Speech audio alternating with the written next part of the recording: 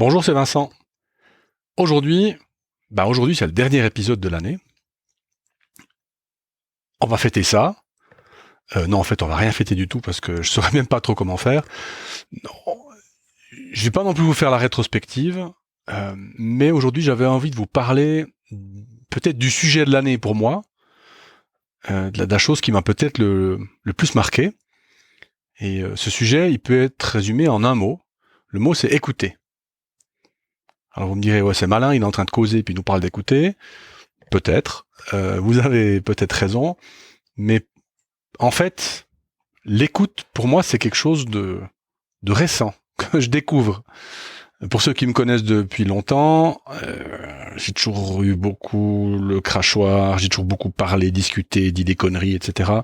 D'ailleurs, au début de j'ai fait du basket, au début de ma carrière de basketteur, les collègues de basket avaient fait un petit journal satirique dans lequel ils avaient représenté chacun des joueurs ou les entraîneurs de l'époque. Et moi, ils m'avaient appelé la muse moralisatrice. Voilà, donc ça veut tout dire. Donc moi, c'était parler. Voilà, c'est une manière de faire. Et puis, je sais pas, c'est l'âge, l'andropause ou que sais-je. Le besoin aussi, je pense, les formations, puisque j'ai fait une deuxième formation de coaching cette année. Puis j'ai vraiment accroché à cette idée d'écouter. Et le déclencheur de ce que je vais vous dire maintenant, j'étais en séminaire avec un client la semaine dernière, et puis bon, ça discutait, et puis les mecs, ils étaient toujours en train de s'interrompre, quoi. Puis je les écoutais, puis je me disais, mais putain, c'est pas possible, quoi. En fait, ils s'entendent même pas. Ça veut dire, c'est le truc typique, c'est je suis en train de parler, puis l'autre, plutôt que d'écouter ce que je dis, il est en train de réfléchir à ce qu'il va dire après, parce qu'en fait, il est pas d'accord, ou il est d'accord, enfin bref. Et donc, il n'y a pas d'écoute. Et je suis allé au flipchart, j'ai tourné le flipchart, ils sont en train d'en blablater, machin. Puis j'ai fait le workshop était en anglais.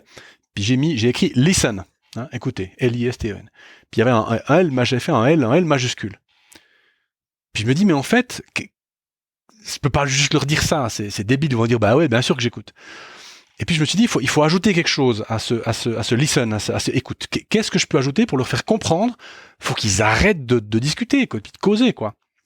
Et puis il y a le mot qui m'est venu comme ça, tout seul. Et puis j'ai écrit explore, E-X-P-L-O-R-E. Puis je me suis dit deux lettres, L-E. Je me suis dit si je préfère lead, c'est pas mal, L-E-A-D.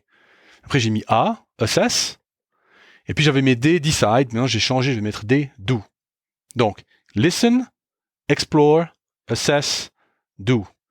Donc en français, ça donne écouter, explorer, évaluer, et puis pour do, exécuter. Alors en français, c'est la technique des 4 E. Bon, on n'est pas obligé d'aimer l'acronyme, mais en anglais, le lead, le L-E-A-D, je trouvais qu'il était intéressant. Et puis, j'ai attendu qu'ils aient fini, j'ai retourné le flipchart, et puis j'aurais dit, voilà, en fait, vous parlez, mais en fait, vous vous écoutez pas. Ils m'ont regardé un peu, machin, c'est qui là? Et puis, je leur ai montré ce que j'avais écrit.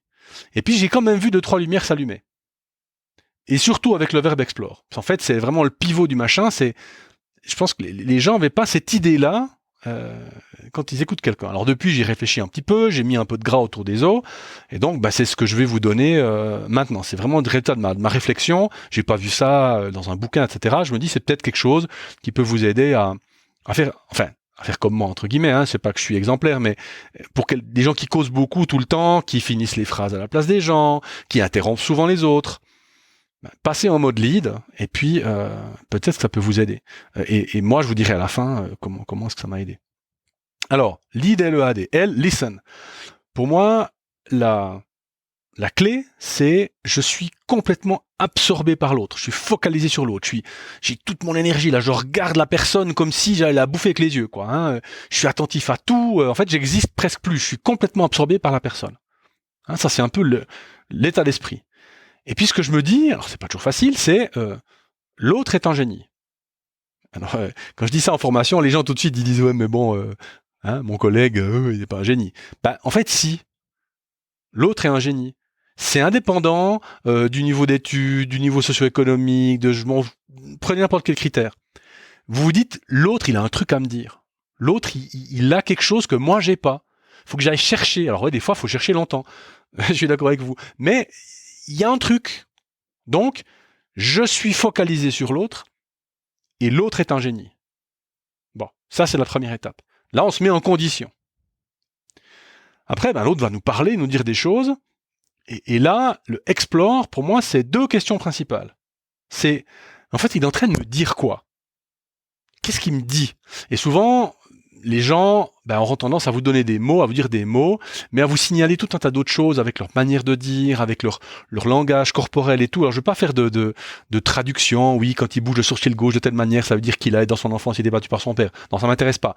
Mais les gens vont vous signifier des choses avec leur langage non verbal, avec leur langage paraverbal. Donc, moi, je capturais tout ça. Hein. Qu'est-ce qu'il est en train de me dire? Qu'est-ce qu'elle est en train de m'expliquer avec ce qu'elle me dit et ce qu'elle me dit pas d'ailleurs? Et du coup, comment ça marche dans sa tête? C'est quoi le mécanisme? Pourquoi elle me dit ça? Qu'est-ce qui lui fait dire ça? Est-ce que je peux comprendre ce qui se passe dans sa tête? Ça veut pas dire que je serai d'accord. Je peux comprendre ce qui se passe en n'étant pas d'accord. Mais c'est cette idée d'exploration. Hein. Parce qu'en fait, ce qui m'a fait déclencher, je vous l'ai pas dit, je m'en souviens maintenant, c'est que un gars a dit quelque chose, un autre participant a dit je suis pas d'accord. Je me suis dit putain, c'est pas possible qu'en 0,35 secondes, le gars, il ait fait l'effort de savoir qu'est-ce que l'autre voulait dire. Et c'est pour ça que l'explore, il m'est venu, en fait.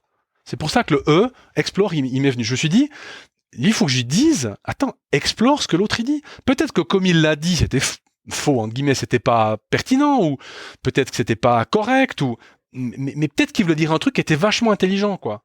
Sauf que si tout de suite je dis non, c'est de la merde, c'est pas bien, je me coupe de ça. En fait. Je m'interdis d'avoir quelque chose d'intéressant. Donc explore, c'est qu'est-ce qu'il me dit et comment ça marche chez elle, dans son cerveau, dans sa tête. Bon, ça c'est le E. Le assess, donc c'est la partie, j'essaye d'évaluer maintenant qu'est-ce que je fais avec cette information. J'ai pris un truc très simple, 3 verbes. Qu'est-ce que je dois faire?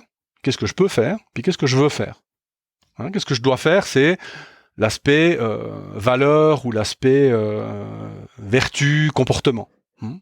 Qu'est-ce que je peux faire? C'est qu'est-ce que je suis en mesure de faire. Je peux peut-être pas faire ce que je dois faire, mais qu'est-ce que je peux concrètement faire? Et puis le vœu, qu'est-ce que j'ai la motivation pour, l'énergie pour. Hein? Donc qu'est-ce que je dois faire? Qu'est-ce que je peux faire? Qu'est-ce que je veux faire? Et puis finalement, la dernière partie, le D de lead ou le 4e E des 4 E exécutés, c'est le plan d'action, la promesse, l'action planifiée, enfin voilà, pour se tenir un petit peu responsable des choses qui avancent, quoi. Hein. Ou simplement, ça peut remercier la personne, ça peut être, mais je conclus le lead par quelque chose. Voilà. Alors bon, j'ai pas inventé la poudre ni l'eau chaude avec ça, mais pour moi, ça m'a aidé. Pourquoi? Parce que j'ai découvert des tas de choses chez les gens, mais des tas de choses que j'aurais absolument jamais soupçonnées si j'avais continué à juger ce qu'ils disaient rapidement et puis à me couper en fait de ce qu'ils me racontaient, quoi. Chez des gens proches de moi, hein, mon frangin, ma femme, mes gamins, ça, c'est tout un tas de gens. C'est pas parce que je les connais que je les connais. Je veux dire que je comprends immédiatement à la seconde près ce qu'ils sont en train de me dire. Alors, je suis pas parfait, comme tout le monde. Ma femme vous dirait que j'ai encore du boulot à faire, mais voilà, ce lead, écoutez, donc donnez mon attention, l'autre est un génie. Explorer, qu'est-ce qu'elle me dit, comment ça marche chez elle. Assess, qu'est-ce que je peux faire, qu'est-ce que je veux faire, qu'est-ce que je dois faire. Et puis d'où, voilà, qu'est-ce que j'en fais, quoi. Ça m'a vraiment aidé à découvrir plein de choses chez des gens que j'aurais pas soupçonné d'avoir ni ses pensées ni ses réflexions. Et donc c'est un vrai instrument pour entrer en relation avec les gens. Et ça, c'est peut-être mon vœu pour l'année prochaine, pour 2019. C'est qu'on puisse tous entrer un peu plus en relation avec chacun d'entre nous, les uns avec les autres. Parce que je pense que c'est une des conditions sine qua non pour que on aille tous un tout petit peu mieux, même si c'est à la marge. Donc voilà, c'est avec ça que je voulais vous laisser pour ce 2018. Dites-moi vous, qu'est-ce que vous avez fait cette année 2018? Qu'est-ce qui vous a marqué? Qu'est-ce qui vous a intéressé? Qu'est-ce qui vous a interpellé? J'en discute volontiers avec vous, c'est pour ça que je fais ce podcast. Donc voilà, laissez-moi des commentaires, les mails, à travers toutes les plateformes. Et du coup, je vous souhaite une belle fin d'année. Et puis à l'année prochaine en janvier 2019 pour de nouvelles aventures. À bientôt. Ciao.